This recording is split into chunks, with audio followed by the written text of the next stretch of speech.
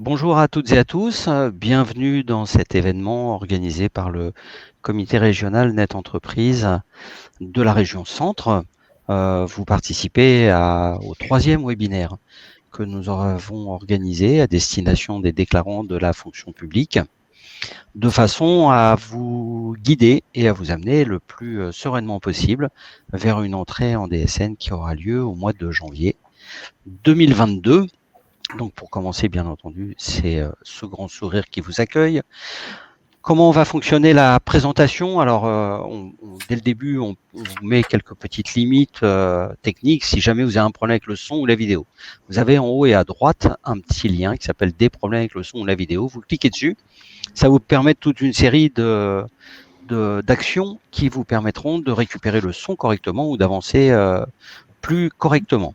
Là, on est parti sur une présentation qui va durer entre 1h et 1h15. Et si vous avez beaucoup de questions, on n'hésitera pas à pousser jusqu'à 1h30, 1h45. On va rester avec vous tant qu'on aura des questions auxquelles on pourra répondre sans problème. Le replay démarrera dès la fin de la présentation puisqu'elle est enregistrée et vous pourrez accéder à ce replay directement. Le support est accessible dans un bouton, un petit nuage, un petit dessin de nuage qui normalement est en haut à droite de la présentation. Si vous ne le voyez pas, vous le verrez pendant le replay, vous pourrez l'attraper tout de suite pendant le replay, donc ne vous angoissez pas à l'idée de prendre des notes ou autre, vous allez avoir le support et vous pourrez utiliser les liens hypertextes qui sont dessus. On a mis à disposition des émoticônes, j'en ai vu passer déjà, pour nous dire bonjour, bravo, et puis surtout réagir aux présentations. Vos questions et nos réponses vont être dans l'onglet questions, vous avez un petit onglet questions. Toutes ces questions et toutes ces réponses auront une trace écrite que vous retrouverez sur Net Entreprise. On en fera une synthèse et puis s'il y a des questions très particulières ou très précises qui nécessitent un lien direct, comme vous êtes inscrit avec vos adresses mail, on pourra vous joindre et du coup pouvoir vous envoyer une information ou au contraire vous demander des compléments d'information. Et puis, on a mis en place des sondages en live qui vont permettre d'adapter la présentation et puis de savoir un petit peu qui vous êtes et comment on peut faire évoluer les choses. L'ordre du jour, c'est 3 points. Ces 3 points, c'est premièrement préparer la DSN avec une série de points d'attention. Alors, vous avez déjà eu les 2 premiers webinaires. Celui-là est un peu moins technique que le second, mais vous allez voir, normalement, à la sortie, on a les éléments qu'il faut pour pouvoir démarrer sa première DSN sur la plateforme de test. Ensuite, du coup, quitte à démarrer, on va vous montrer comment accéder à la DSN et là, vous aurez accès à des pas à pas. Et puis, la DSN, j'y suis. On a la chance d'avoir un témoin que je ne vais pas tarder à vous présenter. Je suis accompagné pendant cette présentation par Madame Martha Rambaud de l'URSSAF, par Claire Defay qui est de la CEPAM, par Monsieur Michel Simon de la CDC, à qui je vais céder la parole parce que dans les questions-réponses, nous avons des experts qui sont en ligne pour vous répondre et les experts de la CDC, il va vous les présenter lui-même. Bonjour à tous. Je me présente, Monsieur Simon Michel. Je suis gestionnaire à la direction de la politique et sociale à la Caisse de dépôt et consignation. Je gère depuis le 1er janvier 2020 la DSN lors de la mise en place.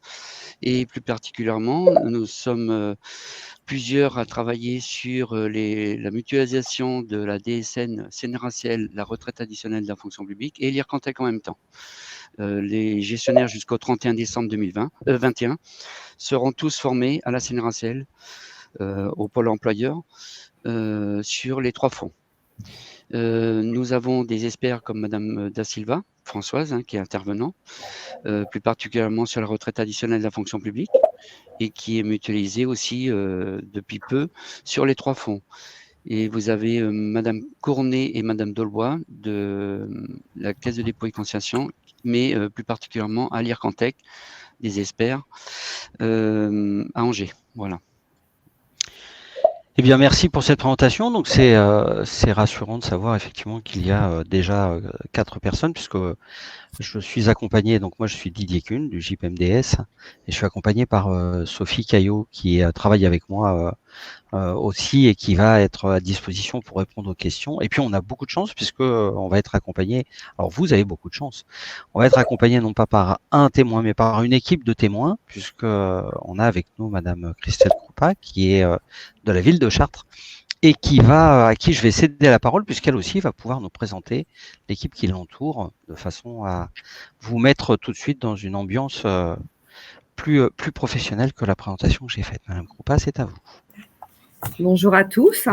Donc, Christelle Krupa, responsable de la paye de plusieurs collectivités, la ville de Chartres, Chartres Métropole, le Centre intercommunal d'action sociale de Chartres, le CCAS de Chartres et Chartres International. En gros, nous gérons un peu plus de 1600 salaires. Pour ça, je suis entourée d'une équipe. Là, aujourd'hui, nous sommes 5. Donc, vous n'allez pas tous les voir, mais je vais avoir un peu de mal avec la caméra, mais j'ai Madame Châtonnet, Madame Coueffard, Madame Pio et Madame Denou qui est dans le coin, voilà. Donc, ce sont plus elles qui sont expertes en DSN. Nous avons commencé au 1er janvier 2020 avec la collectivité Chartres Métropole et le Centre intercommunal d'action sociale. D'accord. Et nous avons terminé le bal au 1er janvier 2021 avec le CCAS et la ville de Chartres. Donc, à l'heure d'aujourd'hui, toutes nos collectivités sont DSN depuis le 1er janvier 2021. Parfait. Eh ben voilà, au moins, on va avoir la possibilité. Donc, je vous invite aussi, si vous voyez passer des questions de vos confrères ou consoeurs, je devrais le dire dans l'autre sens, n'hésitez pas à répondre aussi aux questions qui pourraient être posées en direct, de façon à faire avancer le sujet pour chacun d'entre nous. Alors, pour démarrer, donc je vous avais dit, on va démarrer sur préparer la DSN avec les points d'attention, et pour cela, je vais laisser la parole à Claire de la CEPAM, qui va vous présenter les diapositives qui vont suivre. Claire, c'est à vous. Merci Didier. Bonjour à toutes et à tous. Donc, comme l'a dit Didier, moi je suis Claire Defay, je suis conseillère employeur à la Caisse primaire d'Orléans. Depuis le début de l'année, c'est un nouveau poste, et donc j'ai intégré la participation des présentations au comité régional. Et donc voilà, ceci est mon premier. Donc je vous remercie d'être indulgent avec moi. Je vais juste couper ma caméra parce que ça coupe un petit peu chez moi. Voilà, comme ça, je devrais avoir moins de soucis. Donc, préparer la DSN, les points d'attention. Donc, la déclaration sociale nominative va remplacer l'ensemble des déclarations qui sont faites par les employeurs et leurs mandataires, parce que là, c'est votre 3e webinaire, mais la DSN, en fait, juste pour faire une remise en place rapide, la DSN a été instaurée en 2017 et elle a été généralisée au 1er janvier 2019. Et ce qui se passait avant, c'est que les entreprises ou leurs mandataires devaient faire parvenir des données relatives à leur masse salariale à de nombreux organismes donc de la protection sociale, mais pas que. Il y avait l'assurance maladie, l'URSSAF, les impôts, les caisses de retraite, organismes complémentaires, etc. Et souvent, c'était les mêmes éléments qui étaient transmis. Donc, la DSN est vraiment pensée dans une idée de simplification. C'est vraiment la simplification, c'est le mot qui définit la DSN. C'est penser de sorte que l'employeur ne dépose plus qu'une seule fois ses documents et que ce soit les organismes destinataires qui viennent chercher ce qui les intéresse dans cette grande base de données. Donc, elle va remplacer elle remplace petit à petit, puis c'est prévu qu'elle remplace toutes les données, les déclarations effectuées par les employeurs. Donc, une seule démarche, comme je vous le disais, simplification, qui permet de déterminer les droits des salariés, donc les droits aussi bien à l'assurance maladie pour le paiement de prestations, mais également la retraite, etc. Recouvrer les cotisations applicables aux entreprises et aux établissements publics, et également le prélèvement à la source de l'impôt. Donc, pour la fonction publique, les déclarations qui sont remplacées dans un premier temps sont la déclaration automatisée des données sociales unifiées, dont la date dessus, la DUX pour le volet URSSAF, donc déclaration unifiée des cotisations sociales, et le PASS pour tout ce qui est les informations relatives au prélèvement à la source. Pour les employeurs que cela concerne, elles se substituent également à toutes les formalités pour le recouvrement des organismes complémentaires, donc mutuelles, prévoyance, etc. Et voilà. Et elle doit s'achever, cette généralisation, en janvier 2022. Et cette échéance a été fixée par la loi, donc on l'appelle la loi ESSOC d'août 2018. La loi ESSOC, c'est la loi pour un État au service d'une société de confiance. Et dedans, vous retrouvez des mesures telles que la généralisation du droit à l'erreur, un référent unique par administration et le principe de la DSN qui est « dites-le-nous une fois ». Alors, pour passer à la suite, donc la DSN, comme c'est indiqué dans le titre, c'est le reflet de la paye. C'est en quelque sorte une photo de fin de mois, une photo à un moment donné de la vie de l'entreprise. Donc, sur le schéma, ce que vous pouvez voir, en fait, c'est un petit peu le calendrier de la DSN. C'est-à-dire que si vous prenez l'exemple, vous avez 2 arrêts de travail qui ont lieu en janvier avant la date d'émission de la paye. Et donc, ces événements-là seront transmis dans la DSN mensuelle du mois de janvier qui sera à déclarer au mois de février. Tout ce qui intervient en fait après l'émission de la paye passera dans la DSN suivante. Donc, vous avez toujours un mois de décalage. La DSN de janvier est passée en février, celle de février est passée en mars, etc. Pour le calendrier, un bref rappel, la DSN en fait, la DSN mensuelle a comme date butoir le 5 du mois qui suit à midi. Et ça, c'est pour les entreprises d'au moins 50 salariés pour lesquelles la paye est versée au cours du même mois que la période de travail. Et donc, la DSN contient les informations de la vie d'un agent dans son établissement.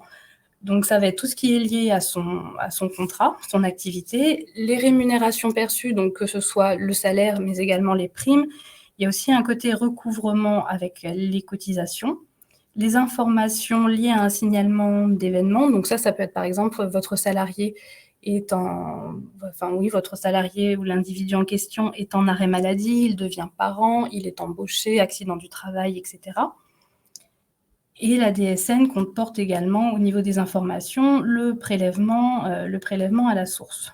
Donc, la DSN communique le taux à appliquer aux agents et elle transmet également les données calculées, les paiements afférents à la DGFiP. Alors, comment est constitué les flux en DSN? La DSN fonctionne en fait avec des blocs. Et au niveau des blocs thématiques, vous avez ici en fait les blocs qui structurent vraiment la DSN. Donc, les 4 premiers que vous avez, entreprise, établissement, individu, contrat, ce sont les blocs des données identifiantes.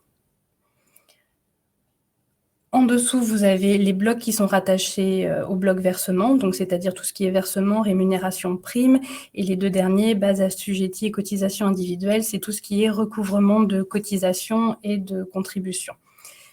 Et en fait, quand vous faites une déclaration en DSN, la déclaration de ces données qui sont contenues dans ces blocs permettent en fait de rapprocher les DSN que vous faites et de constituer les historiques nécessaires à la détermination des prestations sociales à destination des salariés.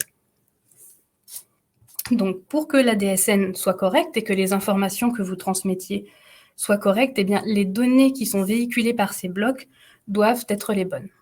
Donc, c'est ce que nous allons voir. Donc, l'établissement, les données de qualité d'établissement. La DSN, en fait, est réalisée par établissement d'affectation du salarié, c'est-à-dire l'établissement de rattachement administratif avec lequel est conclu le contrat de travail. Donc, un point d'intérêt, c'est que l'établissement d'affectation peut être différent de l'établissement du lieu de travail. Au niveau de la DSN, la maille déclarative, c'est le numéro de SIRET. Donc, une DSN doit être émise pour chaque établissement d'affectation et inclure tous les salariés qui y sont rattachés. Donc, dans le diaporama, vous verrez, il y a un lien actif qui vous renvoie sur la base de connaissances de notre entreprise qui vous permet de faire la différence et de bien distinguer en fait l'établissement de l'entreprise. Il est donc préconisé d'utiliser le SIRET responsable de la paye de l'agent et dans le cas où un établissement gère la paye pour les autres, il faut refléter la responsabilité juridique, gestion administrative la plus proche de la réalité. Bien sûr, pour que ça fonctionne, il faut que le SIRET soit un compte cotisant actif auprès de l'URSSAF. Et dans certains cas, il est possible de regrouper les SIRET s'ils ont la même URSSAF de rattachement, le même taux de cotisation accident du travail, maladie professionnelle, et après accord de la CARSAT, de l'URSSAF et de la Caisse des dépôts et de consignation. Donc ça, c'était par rapport aux données concernant l'établissement. Et ensuite, il y a les données qui concernent l'individu. parce qu'en effet, chaque individu doit être identifié dans la DSN. Donc, le numéro d'immatriculation au répertoire, le NIR, c'est ce qui sert à la base du calcul de l'effectif dans un établissement, et un NIR certifié garantit un bon suivi en DSN. Ça, en caisse primaire, on s'en rend compte parce que des assurés qui n'ont pas leur dossier à jour, qui ont par exemple travaillé, je ne sais pas, pour l'éducation nationale, qui sont rattachés à la MGEN et qui changent d'emploi et qui viennent par exemple salariés du régime général, donc on les récupère à la caisse primaire. Mais nous, on a une obligation de vérifier derrière que toutes les bases sont bien en concordance au niveau de nos dossiers. Parce que s'il y a un déphasage dans nos bases, donc ça c'est de la tambouille interne, hein, mais quand on a un déphasage sur un dossier ou que le dossier du salarié n'est pas exactement à jour et ne reflète pas sa situation par rapport à sa situation professionnelle, les DSN ne peuvent pas être transmises correctement. D'où l'importance d'avoir un NIR certifié et un dossier pour votre salarié ou votre agent à jour. Donc, il arrive également que si vous embauchez une personne qui vient d'arriver sur le territoire, cette personne n'a pas de numéro de sécurité sociale définitif. Et dans ce cas-là, il faudra que vous lui attribuiez un numéro technique temporaire. Alors, dans le diaporama, vous voyez le NIA. Le NIA, c'est le numéro d'immatriculation d'attente. Et ça, c'est un numéro qui est donné par les organismes sociaux, les organismes de la protection sociale, aux salariés, aux nouvellement salariés qui arrivent sur le territoire et qui ne sont pas connus dans nos bases, mais c'est un numéro qui n'a pas vocation à durer et qui ne peut pas, au niveau de votre logiciel de paye, je ne pense pas que celui-là passe. Donc, c'est pour ça qu'on demande de créer un numéro technique temporaire. Ensuite, vous avez, ça rejoint un peu l'idée du NIA et du NIR certifié. Vous avez plusieurs services en ligne qui vous permettent de demander des immatriculations pour les salariés étrangers et de déposer les pièces justificatives. Donc, vous avez le lien dans le diaporama, c'est j'emploie un salarié étranger. Quand vous cliquerez dessus, ça vous emmènera directement en fait sur le site et vous verrez, c'est très facile de remplir votre demande et de joindre les pièces. Et ensuite, ça arrive en caisse primaire où nous nous chargeons d'immatriculer vos salariés. Vous pouvez également déclarer un service civique. Donc là, le lien vous enverra sur une fiche technique sur le site de Net Entreprise. Déclarer un stagiaire. Donc là, pareil, tout ça, ce sont des fiches techniques par la suite. Déclarer ensuite un travailleur handicapé en ESAT. Déclarer un élu. Oui, parce que pour les élus locaux, il y a des modalités déclaratives au niveau du bloc contrat à remplir. Donc là, tout est bien indiqué dans la fiche. Et déclarer également un apprenti. Et en dessous, ce qui est indiqué, c'est très important, c'est que quand une donnée identifiante change, il faut impérativement déclarer le changement. C'est-à-dire que vous devez déclarer la valeur, l'ancienne valeur, en fait, que vous aviez l'habitude de déclarer dans votre DSN, mais de déclarer également la nouvelle valeur pour que le système puisse faire le lien entre l'ancienne information et la nouvelle information et que vos DSN, en fait, puissent continuer à être transmises et que le système fasse bien le lien avec l'individu en question et qu'il n'y ait pas de rupture au niveau des droits. Donc, le cercle vertueux de la DSN. Alors, tout d'abord, vous devez déterminer les SIRET qui seront déclarées. C'est ce que je vous disais tout à l'heure. Il est préconisé d'utiliser un numéro de SIRET qui est responsable de la paye de l'agent en question. Vous avez ensuite un outil de contrôle qui vous permet de vérifier les éléments que vous voulez transmettre avant de réellement transmettre la DSN et qui s'appelle DSN Contrôle SIRET et qui, lui, va identifier les SIRET non reconnus pour corriger en amont la transmission de votre DSN. Ensuite, vous vérifiez le NIR de vos individus. Donc, c'est ce que je vous disais tout à l'heure. Parce que si pour un assuré social, donc quelqu'un qui est rattaché à la caisse primaire ou un salarié ou un agent en général, il aura certainement des démarches à réaliser auprès de la caisse primaire pour que nous puissions mettre à jour son dossier dans un premier temps, vous en informer par la suite et vous pourrez reprendre après la reprise de vos déclarations sociales nominatives sans rencontrer de rejet ou d'erreur. Voilà. Ensuite, autre point, vous contrôlez votre fichier, donc avec DSDVAN et DSN FPOC. Donc ça, c'est pareil, ce sont des outils qui vous permettent de vérifier en amont de vos dépôts la qualité de vos déclarations et qui vous permet de tester également pour DSN-Val le fichier de la DSN avant de le déposer. Et ensuite, vous consultez les comptes rendus métiers financiers et les comptes rendus métiers nominatifs. C'est-à-dire que quand vous transmettrez vos DSN mensuels, vous verrez que dans votre tableau de bord, sur le site de Net Entreprise, vous aurez des réponses des différents organismes qui vous indiqueront si vous avez des anomalies sur vos transmissions et si ces anomalies sont bloquantes ou si elles ne sont pas bloquantes. Et dans ce cas-là, ces anomalies seront à corriger directement dans votre logiciel de paye. Et en dernier, on repart sur la flèche verte. En fait, c'est informer vos agents que vous êtes passé en DSN. Dans un premier temps, pour les informer, mais aussi parce que la DSN, en fait, véhicule des données qui sont liées à eux-mêmes, des données confidentielles et qui les concernent, et que si ces données sont inexactes, ils ont un droit de regard pour les faire modifier. Voilà pour les premiers points, pour les points d'attention. Et je vais repasser la parole à Didier pour tout ce qui est modification et correction de DSN. Eh bien, je reprends la parole effectivement. Merci Claire, c'était une première réussite. Bravo. Donc, vous avez sur cette diapositive, vous avez les liens hypertextes qui vont vous permettre d'aller chercher soit les outils de contrôle, soit les fiches techniques sur comment les utiliser, puisque la question était posée, soit pour savoir comment consulter les CRM. Donc, chacun des petits textes soulignés est en réalité un lien hypertexte qui vous emmène directement sur la bonne fiche. Et on vous mettra en fin de présentation un lien, parce qu'il est possible que le lien informer les agents ait été remplacé ce matin ou hier. Donc, s'il ne fonctionne pas, on va vous en mettre un nouveau. Ne vous inquiétez pas, on essaye de vous partager un maximum d'informations. Alors, il y avait une des questions qui est passée et on va commencer à y répondre dès maintenant sur comment on fait pour modifier une DSN, parce que jusque-là, on vous a montré comment quel était le cercle vertueux qui permettait de déposer sa DSN, mais une fois qu'on consulte son compte-rendu métier, on peut effectivement avoir des anomalies ou des erreurs qui remontent.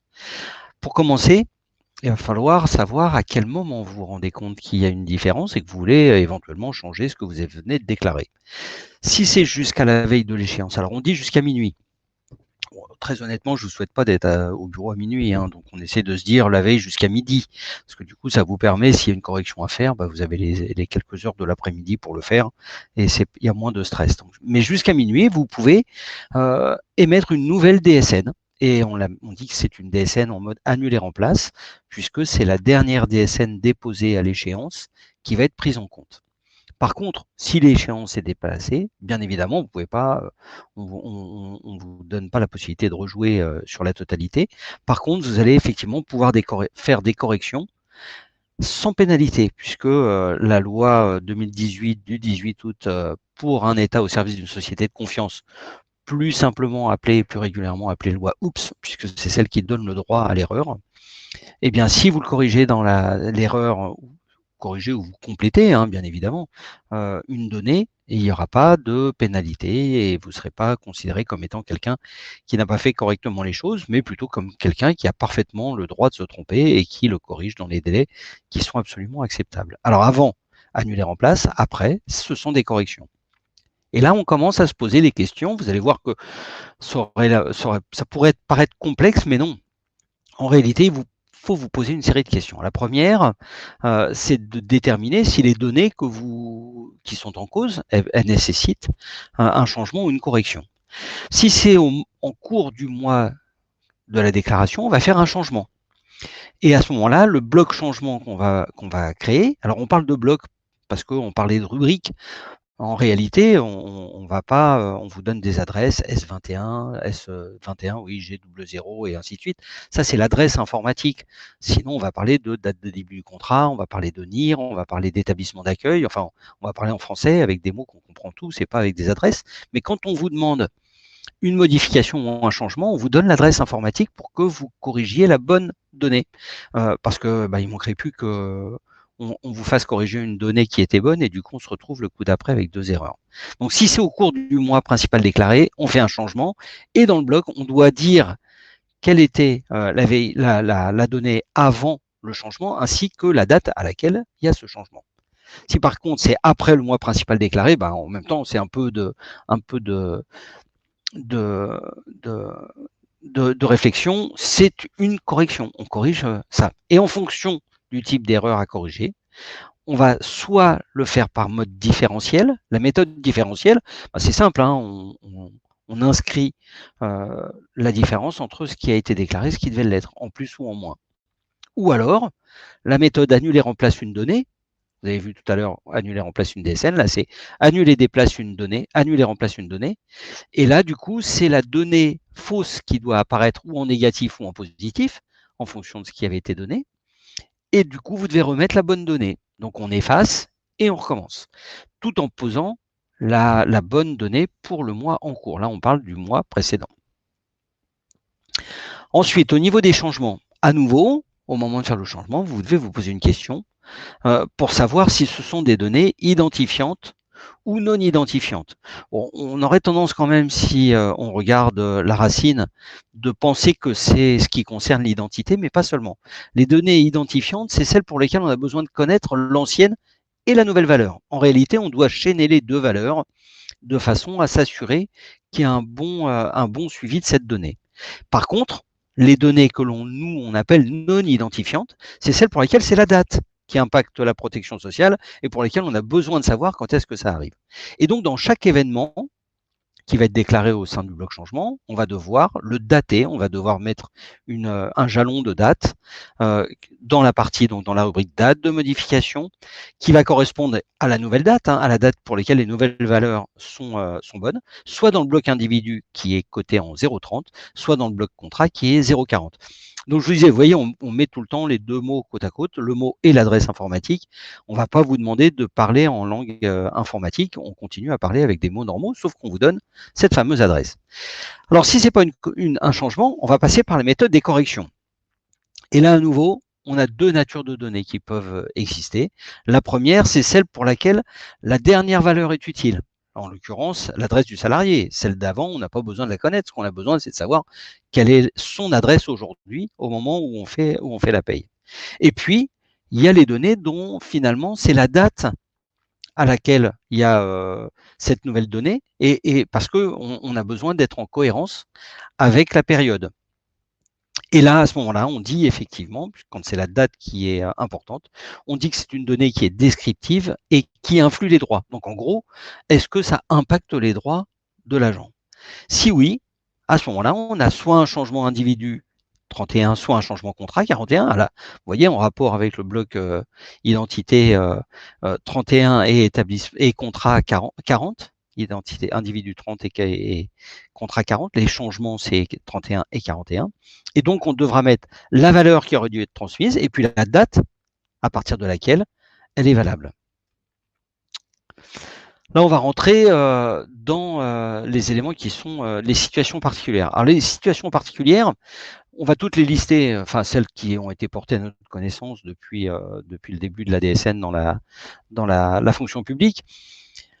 Très franchement, vous n'allez pas en rencontrer beaucoup. Si ça se trouve, vous n'en rencontrerez aucune. Mais enfin, au cas où vous en rencontreriez une, on sait aujourd'hui que ce sont des points, lors du paramétrage de la DSN pour la fonction publique, qui peuvent poser des problèmes auxquels il faut être attentif. Mais d'abord, les premières, c'est des questions d'ordre général. Si vous avez une convention de paye avec la DGFiP, eh ben, la direction départementale des finances publiques peut parfaitement continuer à faire le travail avec vous. Il faut simplement les interroger pour savoir s'ils peuvent prendre en charge votre DSN mensuel. Généralement, c'est oui. Même situation si vous avez déjà externalisé votre paye auprès d'un centre de gestion. Et là, après accord, effectivement, ils peuvent réaliser ce qu'on appelle les DSN à façon et les signalements d'événements dès qu'ils seront attendus, c'est-à-dire au 1er janvier 2023. Troisième cas, là, un petit peu plus surprenant, vous avez un logiciel, mais il n'est pas à la norme NeoDes. La norme NeoDes, c'est la norme avec laquelle on fabrique la DSN. Donc, vous avez par exemple un logiciel qui n'est pas à jour. Et là, il faut vite contacter votre éditeur de façon à ce qu'il vous mette à disposition la bonne version que vous puissiez passer en DSN rapidement. Et puis, certains d'entre vous font peut-être la paye manuellement. Et à ce moment-là, le conseil que l'on vous donne, c'est de contacter très rapidement votre centre de gestion. Il y en a un par département. Votre centre de gestion qui va pouvoir vous orienter vers une situation qui pourrait répondre finalement à cette obligation de faire de la DSN. Là, on va rentrer dans des éléments de paye un peu plus compliqués. Vous êtes un établissement qui a deux typologies d'agents, des agents du privé ou des agents du public. Et vous avez effectivement des interlocuteurs, des taux de cotisation qui peuvent être différents en fonction de ces publics-là. On va vous proposer d'utiliser une méthode de déclaration de la DSN que l'on appelle par fraction. Par fraction, c'est-à-dire que là, si vous avez des agents du privé et du public, vous allez faire une paye pour les agents du privé, une paye pour les agents du public. Ça va éditer deux fichiers qui sont des fractions d'une seule et même DSN. Le petit lien hypertexte que vous avez vous amène sur la fiche technique de la DSN avec toutes les explications et tous les renseignements dont vous pouvez avoir besoin. Même situation si vous avez deux populations, mais un seul règlement. C'est-à-dire que vous avez donc des agents du privé et du public, mais vous payez les cotisations en un seul virement. Et là, effectivement, on a la possibilité de passer par les fractionnements parce que la déclaration dans la DSN n'est pas forcément corrélée au paiement. Et il faut simplement que dans la DSN, vous utilisiez ce qu'on appelle les blocs 20 qui vous permettent d'affecter les paiements et donc de renseigner les URSSAF ou les organismes qui sont destinataires de ces cotisations de la façon dont cela a été déclaré à l'intérieur de la DSN, avec bien évidemment la possibilité pour eux justement de vous porter des corrections ou alors de vous signaler des anomalies dans ce qu'ils détectent. Si vous payez des traitements décalés, alors première donnée quand même importante, le paiement des salaires déclarés, le paiement décalé n'est pas légal. En France, on doit rémunérer à la fin de la prestation, à la fin de l'activité. C'est pas forcément possible et bien évidemment, vous rencontrez des cas pour lesquels vous n'avez pas non plus la bonne information au moment de la DSN, au moment où elle va être publiée et du coup, finalement, on est sur le mois d'après, mais là, avec le système DSN qui est mensualisé, qui est mois après mois, finalement, au bout d'un moment, la notion de décalage disparaît.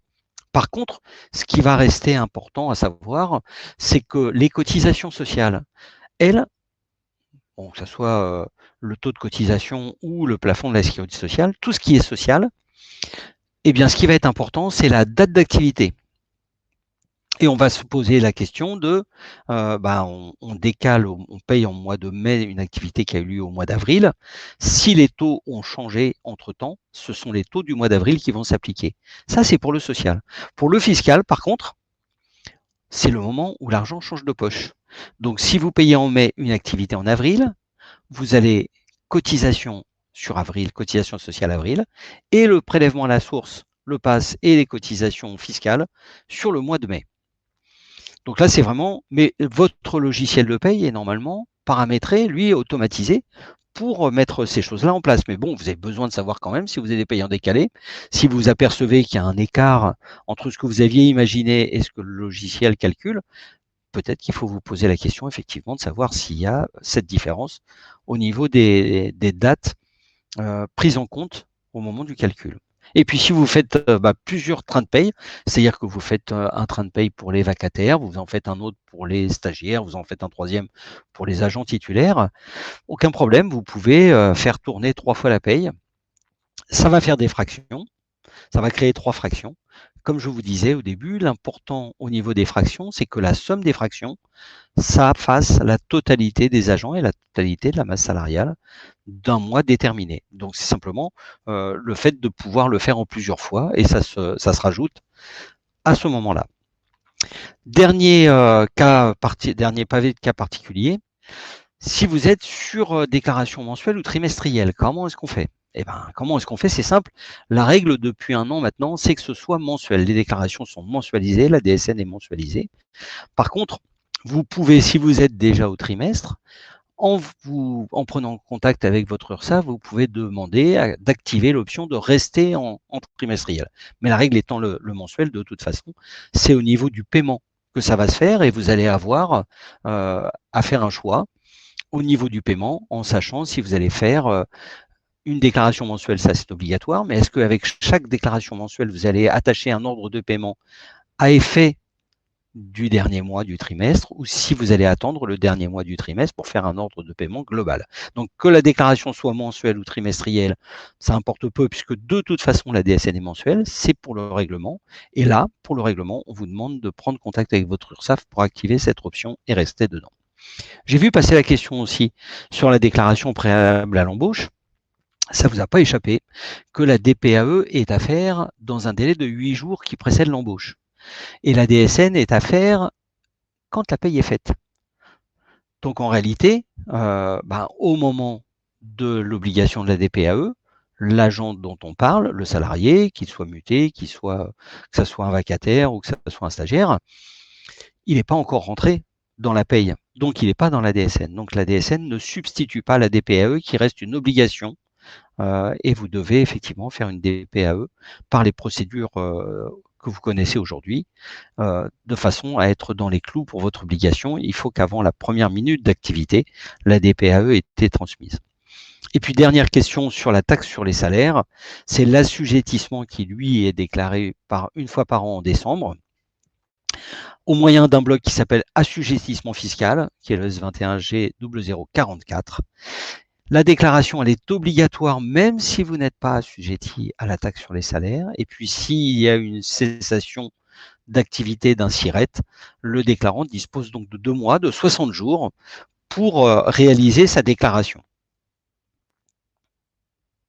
Ensuite, les cas particuliers au niveau de la fonction publique. Et vous voyez sous vos yeux ébahis apparaître un petit rectangle orange en haut à droite avec dedans FC 2399 qui veut dire fiche consigne 2399. C'est la fiche consigne qui concerne les mutations. Autre élément, vous voyez aussi apparaître un petit sigle entre crochets FP. C'est entre crochets fonction publique, c'est toutes les données spécifiques à la fonction publique qui sont cotées avec ce FP. Donc quand vous cherchez un renseignement, quand vous avez besoin d'aller rapidement sur une information, vous cherchez l'information entre crochets FP, c'est celle qui vous concerne. Alors d'abord les mutations. La mutation, tout le monde sait que c'est pas une fin de contrat de travail. Or dans la DSN, le contrat de travail, c'est la relation entre l'établissement et l'agent. Ce qui veut dire qu'on va devoir remplir, l'établissement d'origine va devoir remplir un bloc fin de contrat, puisque cette relation entre l'établissement et l'agent s'arrête. On va le remplir avec la date de mutation dans la rubrique de la date de fin de contrat, mais par contre avec un motif de rupture du contrat qui va être codé 100, là, on va mettre le code 100, codé 100, pardon, qui est mutation au sein du même groupe sans rupture de contrat. Et puis, le nouvel établissement, celui qui l'accueille, il va devoir faire un bloc changement contrat 41, dans lequel il va mettre le SIRET de l'ancien établissement. C'est-à-dire que le nouveau va dire, monsieur machin, madame chose, arrive de tel établissement, de façon à ce qu'on puisse chaîner, à ce qu'il y ait un chaînage des informations d'un établissement à l'autre, puisque la déclaration sociale nominative est destinée à suivre un individu de son premier jour d'activité malheureusement jusqu'au jour de son décès. On parle d'individu, alors on en parlait depuis le début, c'est pas du tout péjoratif, c'est parce que c'est le seul terme qui permet de regrouper tous les cas de figure, toutes les possibilités d'activité d'une personne, qui soit salarié, qui soit agent de la fonction publique, qui soit stagiaire, qui soit contractuel ou voire même travailleur indépendant. Donc du coup, un individu, on va le suivre pendant tout le long de son activité et on va pouvoir, quel que soit l'établissement dans lequel il travaille et les établissements dans lesquels il a travaillé, on va pouvoir suivre ses droits au plus près et de façon la plus contemporaine possible. Deuxième cas particulier, les détachements. Les détachements, ça n'existe pas dans le secteur privé. Là, la fiche consigne, c'est la 2055. Les deux établissements doivent déclarer le fonctionnaire, mais bien évidemment, un seul va avoir à payer les cotisations. Alors là, en fonction de la fonction publique dont vous dépendez, que ce soit la territoriale ou l'hospitalière, les cotisations vont être déclarées par l'établissement d'origine quand c'est un emploi qui ne conduit pas à pension, sauf pour les cotisations du RAFP, parce que le RAFP, vous savez, vous le payez une fois par an pour l'année précédente, donc il va falloir effectivement le renseigner, je fais disparaître, pardon, vous allez devoir le renseigner à ce moment-là. Et par contre, ça sera par l'établissement d'accueil si c'est un emploi conduisant à pension. Et puis pour la fonction publique d'État, les cotisations sont toujours à déclarer par l'établissement d'accueil. Troisième, mais pas encore dernier, cas particulier, les suspensions. La fiche consigne, c'est la 212. On doit déclarer toutes les suspensions, quelle que soit la rémunération de l'agent, qu'il soit à 0% ou à 100%. Et la période de suspension, elle est déclarée dans autre suspension de l'exécution du contrat, dont l'adresse informatique, c'est S21G0065. Et puis, pour la CNRACL, bien évidemment, le taux de rémunération doit être transmis, puisque vous savez qu'en fonction du taux, on est effectivement soit avec des compléments, soit avec des ouvertures de droits complémentaires qui sont portés. Donc, on a besoin de connaître exactement la qualité de la rémunération et de la situation de la personne. Et puis, les fins de contrat, le législateur a prévu que dans certains cas de démission ou de départ de la fonction publique, des droits à chômage puissent être activés. Donc, du coup, on rentre la notion de fin de contrat. La fiche consigne, c'est la 2120 et elle est obligatoire dans toutes les DSN, même s'il n'y a pas un signalement de fin de contrat. Vous savez, la DSN, c'est un flux mensuel et des signalements d'événements. Donc, même s'il n'y a pas eu de signalement de fin de contrat, on a besoin de savoir dans les données mensuelles qui sont transmises, quel est l'état des contrats qui sont entre l'établissement et tous les agents qui y travaillent. Dans la liste des motifs, vous en voyez apparaître deux nouveaux et tout de suite votre œil est attiré par le petit entrecrochet FP parce que vous avez entendu ce que j'ai dit tout à l'heure. C'est pour vous, c'est révocation, enfin c'est pas que vous êtes en fin de contrat vous, hein, ces éléments, ces motifs sont pour la fonction publique. Révocation suite à abandon de poste ou révocation suite à sanction pénale. Et puis bien évidemment, il peut y avoir des cas pour lesquels aucun de ces motifs n'est valable. Et dans ces cas-là, vous mettez le 999, fin de relation avec l'employeur, autre que contrat de travail, convention et mandat. Petite feuille importante qui est celle qui va vous donner la différence entre ce que vous avez à faire ou à déclarer sur le dernier trimestre 2021 et sur le premier trimestre 2022. Alors, le dernier trimestre 2021, vous allez devoir finaliser les obligations sociales, l'ADUX, et bien évidemment fiscales avec Passero pour l'année 2021. Vous allez préparer les éléments de la DATSU 2021 qui, elle, n'est attendue que le 31 janvier 2022. Et puis, pour vous préparer à la DSN, vous allez, si vous ne l'avez pas déjà fait, mais là, on est dans le dernier trimestre, hein, donc c'est à faire. Vous identifiez le SIRET déclarant, vous fiabilisez les NIR pour configurer la DSN de janvier 2022, vous réalisez une première DSN sur l'environnement de test et vous consultez les retours et vous corrigez les éventuelles anomalies. Et puis, on vous conseille d'informer les agents du passage en DSN à partir de la paye de janvier 2022. Moi, le petit clin d'œil que je vous adresse là, quand vous faites ça, quand on est à ce niveau-là, c'est que c'est pas mal du tout de profiter de l'information des agents pour leur dire, voilà, ce que je sais de votre situation aujourd'hui, c'est simple. Est-ce qu'il y a eu un changement? Est-ce qu'il y a eu une évolution depuis? Si oui, merci de bien vouloir le corriger. Sinon, tout va bien. Il faut que vous sachiez que ça va être transmis dans la DSN à partir de janvier 2022. Donc, ces données vont être dématérialisées parce que plus tôt vous aurez des données, comme vous le disiez, Claire, tout à l'heure, plus tôt vous aurez des données de qualité fiables à jour et plus simple sera le passage à la déclaration sociale nominative et puis ensuite le système de contrôle continu qui est en place. Hein. La DSN, c'est un contrôle continu. Chaque mois, les éléments sont validés. Au premier trimestre 2022, vous allez finaliser le tableau récapitulatif 2021 et la DATSU 2021 pour les déposer avant le 31 janvier 2022. Et là, déjà, première bonne nouvelle, c'en est terminé des tableaux récapitulatifs et de la DATSU, puisque vous rentrez en DSN et qu'ils sont tous les deux substitués par la DSN. Vous allez faire tourner la paye de janvier 2022 avec un logiciel compatible. Bon, on répète un peu là, hein, mais clairement, c'est important que ça soit un logiciel à la norme DSN. Vous déposez la DSN du mois principal déclaré janvier avant son échéance 5 février. Rappelez-vous la petite frise calendaire qu'on vous a montré au départ. Hein, la DSN, elle est déposée le 5 ou le 15 du mois suivant le mois où a été faite la paye. Et surtout, et là je vais insister un gros coup, vous ne réalisez plus les anciennes procédures qui sont substituées par les DSN. Et en premier lieu, Passero.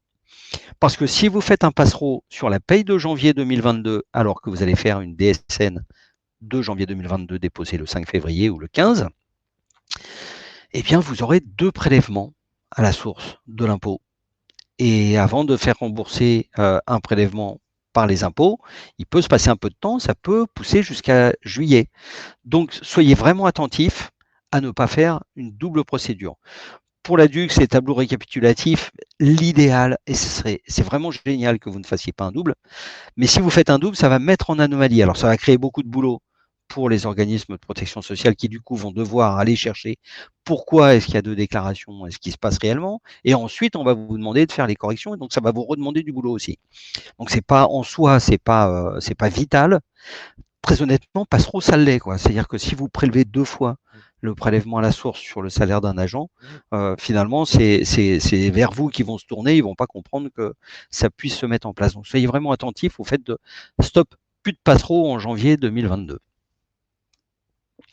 Et puis, nous avons le moment attendu par tout le monde. Donc là, je vais inviter mes collègues à revenir avec moi si elles le peuvent ou elles le souhaitent, parce que s'il reste des questions qui n'ont pas trouvé de réponse, mais je vois qu'il y a beaucoup de réponses qui ont déjà été portées dans les questions-réponses. Donc, on va voir s'il y en a qui n'ont pas obtenu de réponse. Vous répondez à quasiment tout, hein, c'est absolument parfait. Hop, Madame Pasty, qui visiblement son prestataire ne semble pas comprendre et qui du coup va être aidée, je pense, directement par notre contact, Madame Rambaud de l'URSSAF. Et puis Madame Giraud, qui a déjà la réponse à sa question. Alors, Madame Rue, je vais vous répondre. Je souhaiterais savoir comment on intègre les taux du prélèvement à la source à partir de janvier 2022. À partir de janvier 2022, vous allez donc déposer dans votre DSN, vous allez paramétrer avec le PASC le taux que vous avez qui est revenu avec le Passereau de novembre. Puisque le Passereau de novembre va vous faire un compte-rendu qui, lui, va être valable pour les 2 payes suivantes, c'est-à-dire décembre-janvier. Donc en décembre et en janvier, vous pouvez utiliser ce taux-là. Quand vous allez déposer votre première DSN de janvier le 5 février ou le 15, vous allez avoir en retour ce qu'on appelle des comptes rendus métiers. Le compte rendu métier qui revient de la DGFiP renvoie ou ramène le taux de passe concernant l'individu concerné. Elle est nulle ma phrase. Concernant voilà, le taux de passe pour l'individu pour qui vous avez fait la paye.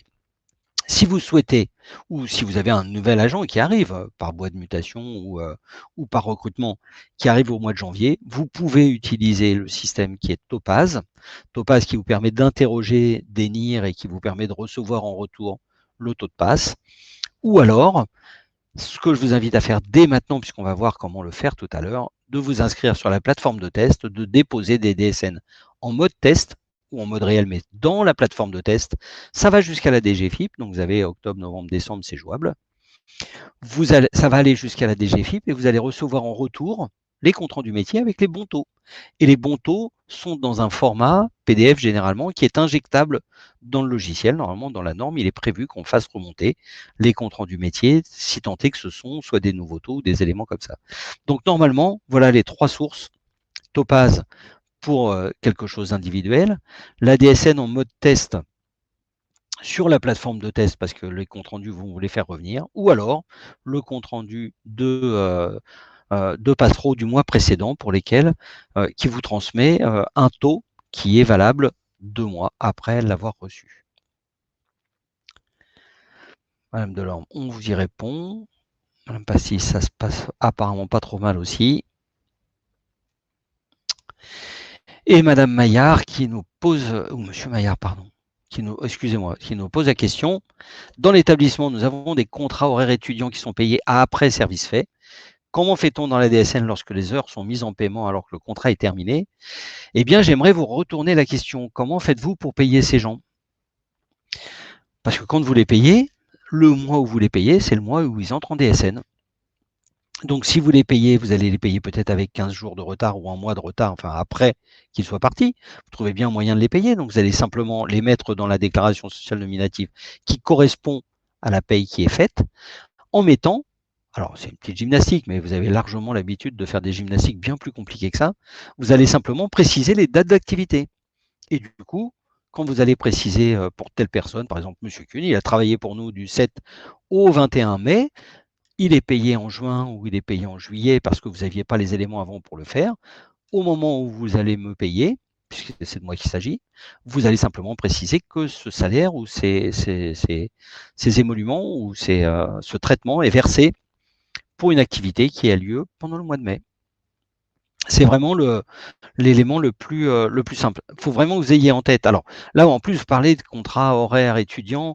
Là, ce sont des choses, en plus, on rentre dans des catégories de contrats qui sont spécifiques, mais apparemment, vous les gérez déjà, donc vous savez déjà comment on fait. Simplement, posez-vous la question. Alors, petit gimmick, hein, petit truc que je vous donne, quand vous faites la DSN, vous vous posez toujours la question, est-ce que ça impacte le revenu? Est-ce que ça impacte l'agent? Si ça impacte le revenu ou l'agent, c'est obligatoirement déclaré en DSN. Et ce qui doit être déclaré en DSN, c'est ce qui vient d'être payé. Et comme c'est le reflet de la paye, c'est en fonction de ça, sauf que si ça s'adresse à des périodes différentes, alors par exemple, je vous ai parlé rapidement tout à l'heure des corrections et des changements. Si vous avez une correction qui porte sur plusieurs mois, c'est-à-dire que quelqu'un était éventuellement passé, je vais dire une bêtise, il est passé en cadre et on ne vous a pas prévenu tout de suite, bien évidemment ça n'arrive jamais, mais vous le savez 3 mois après, eh bien vous allez faire 3 blocs de régularisation dans la même DSN, 1 par mois de correction. On a simplement besoin d'avoir les jalons et de savoir à quel moment on les pose et comment est-ce que sont déposés, comment est-ce que sont validés les éléments. J'ai vu qu'il y avait des questions sur la plateforme de test ou autre. Donc vous allez voir, on va aller sur le pas à pas, on va aller relativement plus rapidement sur comment accéder à la DSN, puisque 2 cas de figure peuvent se présenter. Vous êtes déjà ou non inscrit à Net Entreprise. Bon, si vous êtes inscrit à Net Entreprise, il faut quand même savoir que seul l'administrateur peut ajouter les droits déclaratifs. Et j'avais mis dans les sondages d'ailleurs, est-ce que vous connaissez l'administrateur de votre établissement?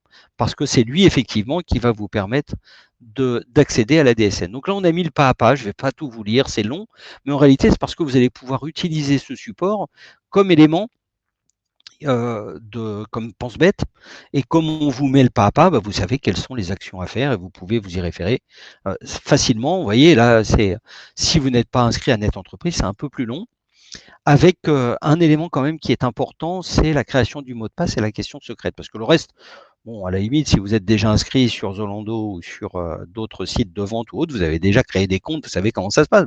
Sur Net Entreprise, c'est pareil, sauf que ça concerne votre SIRET. Et puis, ça concerne cette histoire de mot de passe et de questions secrètes.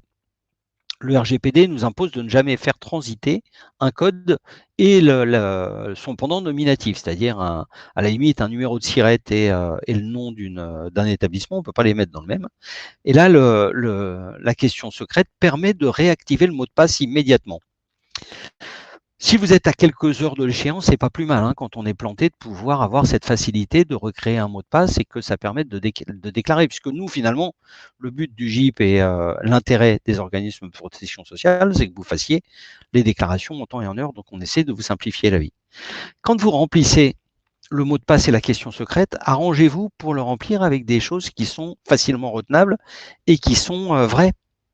Sur Net Entreprise, on a eu la surprise pendant quelques temps d'avoir quand même quelques milliers, je n'ai pas dit quelques centaines, quelques milliers, alors sur presque 3 millions, quelques milliers de déclaranteux qui avaient déclaré nom du conjoint Brad Pitt. Et puis c'est gênant parce que quand on est sous pression, on sait bien que le conjoint, c'est pas Brad Pitt, mais c'est quelqu'un d'autre. Donc quand on vous pose la question, vous répondez le nom du vrai conjoint. Et puis ça passe pas, et puis vous pouvez pas le mettre en place. Et quand vous appelez le centre de support de Net Entreprise en disant mais je comprends pas ma question secrète, et que vous avez quelqu'un qui gentiment au bout du fil vous dit ça vous dit quelque chose, Brad Pitt? Oui, ça vous dit quelque chose, et du coup on est un peu plus planté. Donc surtout, utilisez les bonnes questions et les bonnes réponses. Et puis pour éviter le côté misogyne, mesdames, vous ne pensiez pas que c'était qu'une blague contre vous, il faut quand même que vous sachiez que la réponse la plus utilisée par les déclarants, c'est la réponse à la question sur une personne importante ou la personne que vous connaissez depuis que vous êtes petit et autres. Et généralement, messieurs, nous mettons généralement maman comme réponse. Et bien évidemment, quand on est en période de stress et qu'on nous demande, on pose cette question, on ne répond pas cette réponse. Donc surtout, soyez vraiment attentifs à faire que vous ayez un mot de passe que vous puissiez retenir. Et si par hasard, un jour, vous le perdez, que la question secrète et sa réponse soient vraiment les plus simples possibles, parce que dans le stress, on a toujours du mal à être aussi créatif qu'on l'était au moment où on a ouvert le compte. Petit point d'attention important, vous devez valider le lien qui est dans votre boîte mail. Et votre inscription réalisée, vous accéderez à la DSN en 24 heures. Le fait de bien remplir l'adresse mail est important parce que quand on rencontre un problème du genre, une micro-coupure électrique pendant la transmission de la DSN, quand elle arrive chez nous, quand elle arrive dans le système d'information, on peut avoir peur qu'elle soit corrompue. Et dans ces cas-là, on se dit, ah ben non, il y a un truc qui ne va pas, il y a un risque. Donc, on vous renvoie tout de suite une info en vous disant, le fichier que vous venez de déposer, finalement, on ne peut pas l'utiliser et tout, recommencez tout de suite. Si c'est vraiment sur votre boîte qui arrive l'information, vous avez l'info tout de suite, vous faites la modification. Si ce n'est pas sur votre boîte mail que ça arrive et que vous ne l'avez pas tout de suite, eh bien, vous allez avoir effectivement un rejet de la déclaration et vous n'allez plus être dans les clous et l'obligation de répondre ne va plus être remplie.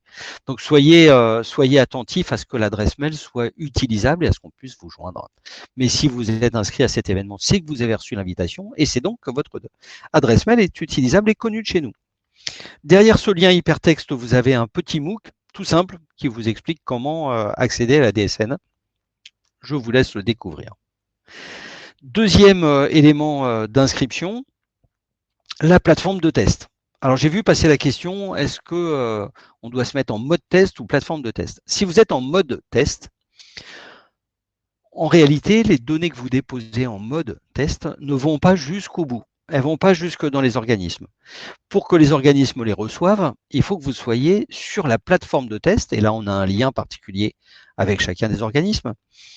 Eux, ils vont recevoir les informations, ils vont pouvoir vous faire les comptes rendus, vous dire oui, on a reçu et voilà dans quelles conditions on peut l'utiliser. Si vous êtes juste en mode test, il n'y a que l'URSSAF et que le premier niveau de correction qui va être fait. Toutes les transmissions auprès des autres organismes ne seront pas faites et du coup, vous n'aurez pas les comptes rendus. Donc, l'utilisation de la plateforme de test est relativement simple et vous avez à nouveau le pas à pas, sachant que vous allez vous connecter sur http://test.net-entreprise au pluriel.fr//. Et puis, vous allez accéder à un module d'inscription qui est identique à celui de Net Entreprise. C'est une base miroir de Net Entreprise. Donc, ne pensez pas que c'est déjà ça. Vous allez devoir refaire une inscription. Donc, si vous êtes déjà inscrit sur Net Entreprise, mais en prod, mais pas sur le site de test, vous devez refaire ça. Et vous devez avoir deux inscriptions qui sont distinctes, mais qui peuvent être communes. Vous pouvez très bien mettre le même mot de passe et les mêmes questions secrètes et autres. C'est pas le problème. Si vous êtes déjà inscrit sur la plateforme et que vous avez déjà transmis des tests, vous continuez à l'utiliser et vous avez tous les éléments. Donc, je reviens en arrière en cliquant ici, c'est effectivement le lien qui vous permet de le faire. Le pas à pas pour l'inscription à la plateforme de test, je n'insiste pas plus dessus, vous pourrez le découvrir parfaitement, c'est relativement simple. J'ai simplement rajouté en mode graphique les 4 petits rectangles bleus sur lesquels vous devez avoir activé avant de pouvoir répondre. Et Madame Perdereau, excellente nouvelle pour vous cet après-midi. Quand vous êtes sur la plateforme de test, si vous envoyez en test, ça marche aussi bien. C'est en test ou en réel. Pour vous inscrire aussi, on a la question. Alors, Madame Dorval, je réponds tout de suite, excusez-moi avant de continuer, je vous rassure tout de suite, vous avez un petit nuage en haut à droite qui normalement vous permet de télécharger le support et dès la fin de la présentation, on va passer en mode replay. Vous pourrez y accéder et si vous n'avez pas trop de temps après la présentation, parce que j'ai trop parlé, vous aurez la possibilité d'y revenir demain ou un autre jour puisque sur l'adresse que vous avez utilisée pour venir, vous allez trouver le replay à partir de cet après-midi. Alors, donc, je continue.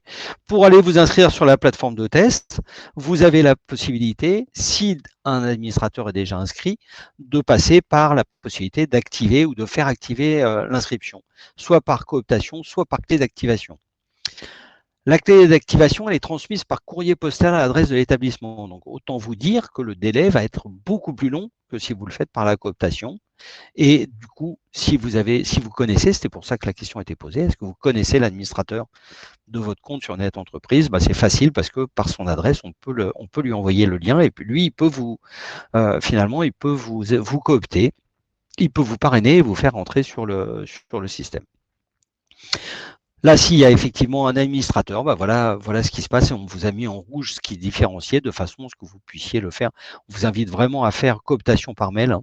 C'est vraiment ce qui permet de le faire le plus rapidement possible, sachant que si la clé d'activation qui a été envoyée ou si la cooptation n'a pas été activée, c'est-à-dire acceptée, au bout de 15 jours, la demande d'inscription est supprimée. Donc, vous serez obligé de tout recommencer depuis zéro. Sur l'environnement de test, ça faisait partie de vos questions. On a l'inscription à la plateforme de test. Remarquez, vous allez me dire, c'est quand même le minimum. Vous n'êtes de venir là et on ne va pas s'inscrire, c'est idiot. Donc, il y a l'inscription de la plateforme. Vous avez le dépôt des déclarations, soit par le tableau de bord, soit par l'API, c'est-à-dire le machine to machine. Donc, les deux options sont possibles, quel que soit votre logiciel, le mode de fonctionnement de votre logiciel. Les contrôles de normes et les vérifications d'appartenance pour les SIRET sont actifs déjà dessus. On peut donc faire la transmission des DSN et puis les bilans de traitement, donc le BIS, le bilan d'identification des salariés, c'est celui qui vous retourne si vos salariés sont certifiés ou non. Alors je sais que pour beaucoup d'entre vous, l'utilisation de Passero nécessitait des NIR certifiés, mais là du coup vous allez aussi avoir le BIS qui va remonter. Ne vous inquiétez pas, s'il est vide, c'est que tout est bon. Mais il faut quand même cliquer sur la petite loupe pour voir s'il est vide effectivement, parce qu'il revient, mais sans information. Et puis un bilan de contrôle interdéclaration mensuelle. Donc, par exemple, on voit que vous avez déclaré 50 NIR, donc 50 agents, et puis finalement, la masse des cotisations que vous versez, elle est équivalente à 130 €. Bon, un petit doute quand même, donc on va bien se rendre compte qu'il y a un problème et ces contrôles vont être faits systématiquement. La transmission des données va être faite à la CDC, sachant que la version transmission à la CDC est faite avec un délai de 3 jours supplémentaires, donc soit le 8, soit le 18, et que du coup, les comptes rendus, il ne faut pas les attendre avant 5 jours. Parce que de toute façon, le temps que ce soit injecté, enregistré, et ensuite que les comptes rendus métiers remontent, c'est pas rapide. Il y a un délai de traitement derrière qui est tout à fait normal. Donc du coup, on vous invite vraiment à passer par la version de test, la plateforme de test, de façon à être, on n'est pas dans l'obligation d'avoir déclaré avant le 5 ou le 15 du mois qui suit, puisque les procédures habituelles continuent. Simplement, là, vous êtes en train de régler votre DSN. Excusez-moi, j'en ai profité pour boire un peu. On fait la transmission des données aux organismes complémentaires, si besoin, jusqu'à la MSA. Et puis, donc, vous avez accès au retour des OPS sur votre tableau de bord. Alors, petit MOOC à nouveau, vous allez voir, c'est plus sympa que moi, c'est comment consulter son tableau de bord. Moi, je vais me contenter de simplement vous montrer le tableau de bord. Le tableau de bord, il se présente comme ça. Certains d'entre vous vont le voir, parce qu'effectivement, vous devez y accéder. Mais d'autres, votre logiciel de paye va intégrer les données du tableau de bord et va vous les restituer sous une autre forme. Donc, c'est pas parce que vous n'avez pas accès à cette forme-là que le tableau de bord que vous avez n'est pas le bon tableau de bord, hein. Tout dépend du logiciel que vous utilisez. Vous allez donc avoir en première partie l'identification du déclarant, c'est pas tout. Au moins, vous savez que c'est bien vous qui avez fait les choses. Vous avez les retours, dont les comptes rendus métiers. Et je vous disais, vous avez les numéros des retours, où vous avez les retours avec à côté une petite loupe. Il faut cliquer sur la loupe pour l'ouvrir, pour ouvrir directement. Ensuite, c'est votre situation. On regarde la DSN sur le mois. Et là, c'est une technologie qui fonctionne très bien. Si vous êtes à jour, comme c'est le cas, c'est vert. S'il y a un problème, c'est rouge.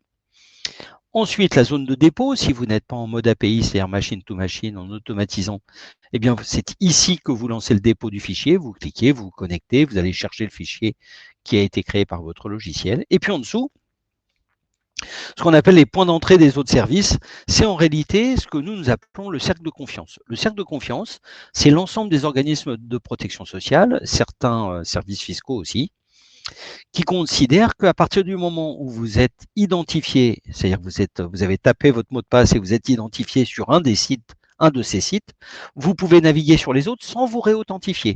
Donc là, par exemple, vous consultez le tableau de bord, le compte rendu métier sur votre tableau de bord, vous apercevez que il y a une question sur un montant qui a été déclaré et l'URSSAF vous dit « Ah là, on a un doute ». Vous voulez aller consulter votre partie de mon compte URSSAF sur ursaf.fr, vous cliquez juste sur le bouton ursaf.fr et sans avoir à vous réauthentifier, ça vous ramène sur le choix du SIRET, vous confirmez que c'est bien le bon SIRET et vous accédez à votre espace personnel. Quand vous avez pris connaissance des informations demandées ou du détail de ce qui est demandé, eh bien vous recliquez sur Net Entreprise et sans vous réauthentifier, vous revenez sur Net Entreprise et vous pouvez continuer à faire ce que vous étiez en train de faire.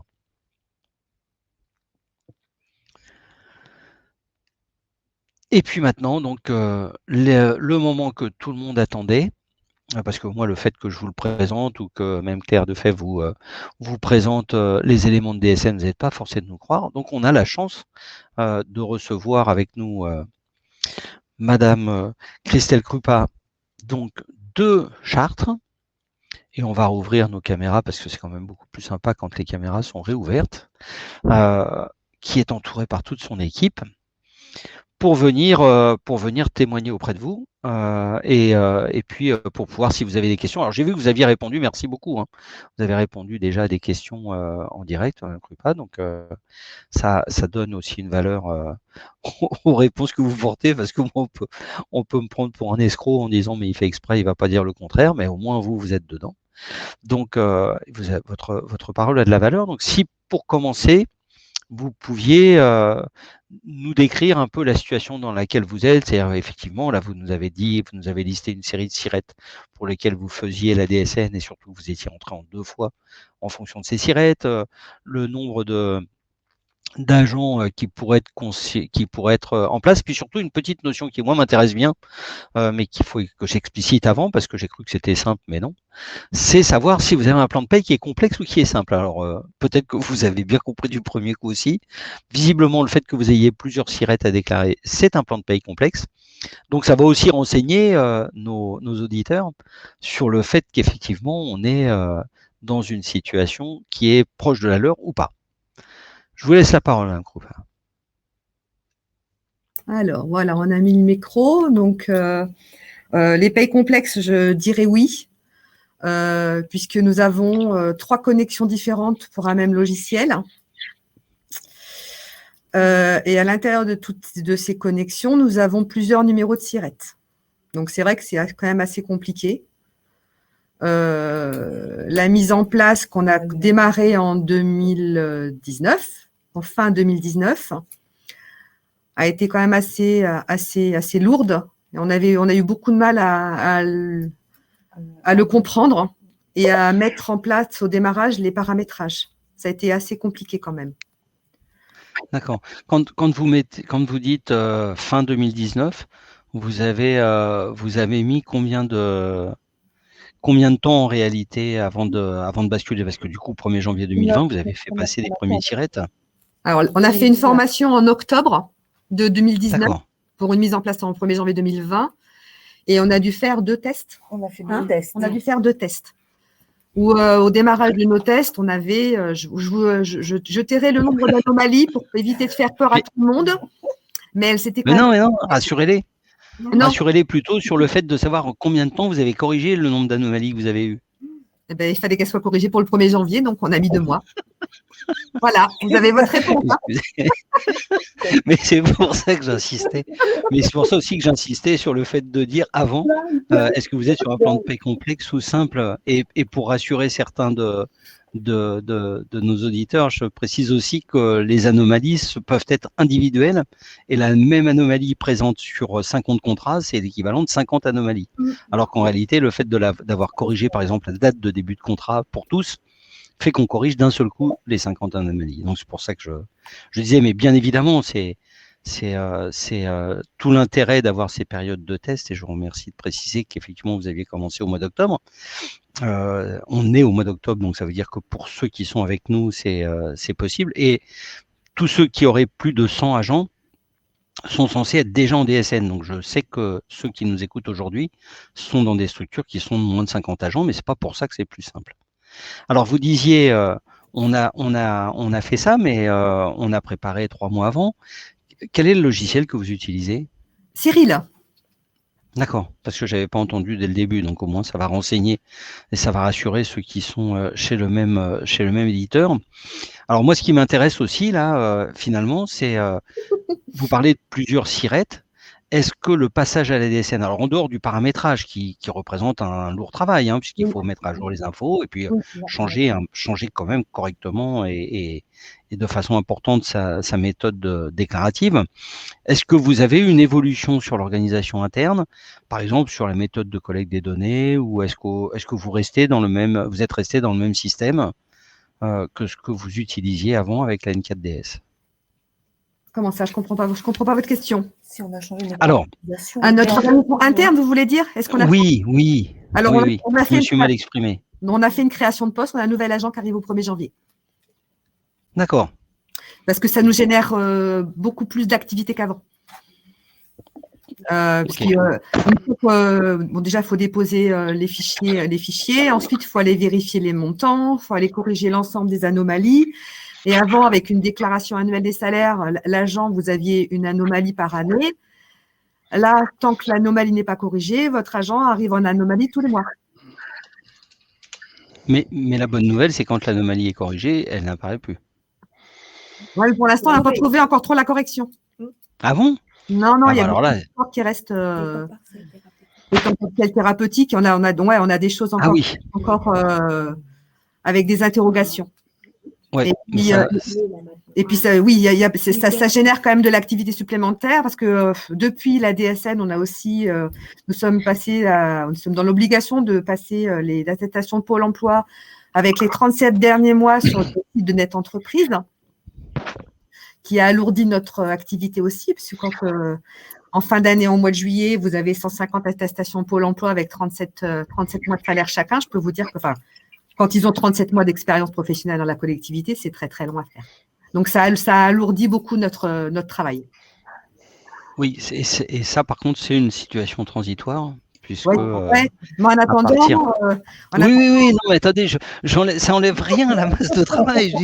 J'ai essayé de vous apporter, mais je voulais vous apporter une bonne nouvelle en vous disant… Mais la DSN, on nous a été vendue en disant que vous allez voir, ça va alléger votre travail, mais à l'heure d'aujourd'hui, ça l'alourdit plus que ça l'allège. On attend la progression. Là, c'est parce que vous avez eu affaire à des escrocs qui vous ont dit ça va alléger. Nous, on n'a pas de promesse d'allègement. On a dit ça va simplifier, on va faire autrement. Et surtout, aujourd'hui, par exemple, si vous utilisiez, je ne sais pas si c'est votre cas, si vous utilisiez les signalements d'événements comme le font les entreprises du secteur privé, la suppression de DSIJ, la suppression, l'arrivée du signalement en fin de contrat de travail unique qui est pour Pôle emploi et qui va être utilisable pour vous aussi bientôt, ça fait que vous n'aurez plus à rechercher ces éléments de salaire auparavant, puisqu'ils vont être effectivement déjà faits dedans, sachant que Pôle emploi peut aller jusqu'à 36 mois de remontée, mais que c'est les 12 mois précédents qui sont pris en compte. Donc en réalité, c'est les 12 mois précédents qui sont nécessaires. On est sur les 36 mois parce que ça leur permet de lisser des revenus. Si par exemple quelqu'un avait une chute de revenus et que ses droits dans les 2 années précédentes étaient plus élevés, ce serait scandaleux qu'il n'ait pas le droit à des droits à chômage qui tiennent compte de cet élément-là. Donc c'est un plus pour les agents, mais c'est clair que c'est une difficulté complémentaire pour vous au niveau de l'organisation. Alors ma question portait aussi sur le lien au niveau de l'organisation, le lien que vous aviez, est-ce que ça a changé le lien que vous aviez avec la DGFiP parce que vous faites toujours vérifier les éléments de paye ou pas avant qu'ils soient transmis? Est-ce que c'est quelque chose que vous devez leur transmettre ou pas, puisque c'est le cas dans certaines collectivités? Non, DGFiP, c'est la retenue à la source. Non, c'est au niveau de la trésorerie, c'est la validation de la paye au niveau de la trésorerie. Oui, c'est bon. De quoi on ne fait pas? On ne fait pas valider avant. Ah non, la DSN, non, on ne la fait pas du tout valider. Non, ça c'est nous qui sommes nos propres maîtres, notre propre. C'est pas la trésorerie. D'accord. C'est pas validé du tout. Ok. Non. Donc en termes d'organisation interne, vous disiez l'arrivée de quelqu'un qui va avoir géré les données complémentaires, l'activité complémentaire que ça a généré. Est-ce que ça a changé quelque chose au niveau du lien entre les RH et la paye, entre la compta et la paye, puisque là on a 2 droits qui se percutent, le droit du travail et le droit. En paye, on fait tout. On fait la paye, on fait également les mandats. Par contre, nous, c'est vrai que chez nous, on a la carrière et l'absence qui est à part. C'est un autre service. Et c'est là où on rencontre parfois des difficultés, parce qu'on a du mal un petit peu à… Alors, plus de contrôle aussi, on a changé notre calendrier un peu de travail. Tu peux parler plus fort. Oui, en fait, on a été obligé de décaler notre calendrier de travail, en fait. Il y a plus de contrôles mensuels. Donc, forcément, c'est chronophage et nous avons dû avancer nos calculs de paye un peu plus tôt dans le mois pour nous permettre de faire ces contrôles avant envoi des fichiers. D'accord. C'est-à-dire que, et là, aujourd'hui, vous arrêtez la paye à quelle date? Là, pour information, elle sera arrêtée demain matin. Et donc, je regarde ma montre et je vois qu'on est le 11, donc le 12, donc dans le premier tiers, après le premier tiers d'activité. C'est vraiment pour éclairer les gens qui nous écoutent, pour avoir une vision de ce que ça peut changer, le fait de travailler, d'être en lien avec vous ou pas. Est-ce qu'ils vont rencontrer les mêmes sujets ou pas? Parce qu'avant qu'on envoie nos payes pour mandatement, on va vérifier tous les chiffres de la DSN. D'accord. Vous vérifiez, vous faites quoi? Vous passez sur, vous la passez en mode test et vous regardez ce qui revient ou Non, alors ça c'est autre chose, mais on a des extractions dans notre logiciel qui nous permet de sortir ce qui arrive en DSN. Et après, on va le contrôler par rapport à notre paye pour savoir si tout est conforme, si tout est bien alimenté. D'accord, si ça impacte bien les bonnes rubriques et s'il n'y a pas un endroit ou un autre où ça fait basculer, quoi. C'est ça. Et seulement après, on va le mettre dans l'outil de contrôle et après le mettre sur le site de Net Entreprise. En test. En test, toujours en test, oui. Et après, d'accord. Le test revient positif, on réalimente en réel et on dépose en réel. Parfait. Quand vous dites on dépose en test, c'est un outil qui vous est proposé à l'intérieur de Cyril ou c'est oui. C'est dans Cyril, on envoie, nos propose soit test, soit réel, donc on l'envoie en test. On le met dans l'outil DSNVAL. Il nous dit si oui ou non il y a des anomalies. S'il y a des anomalies bloquantes, forcément on les corrige. S'il n'y a pas d'anomalie bloquante, on le dépose sur Net Entreprise.